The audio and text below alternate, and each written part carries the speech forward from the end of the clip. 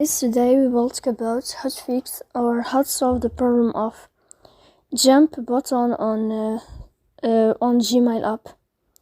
To know how to fix or how to solve the problem of jump button on Gmail, you will click on settings and you can click here. Then this page,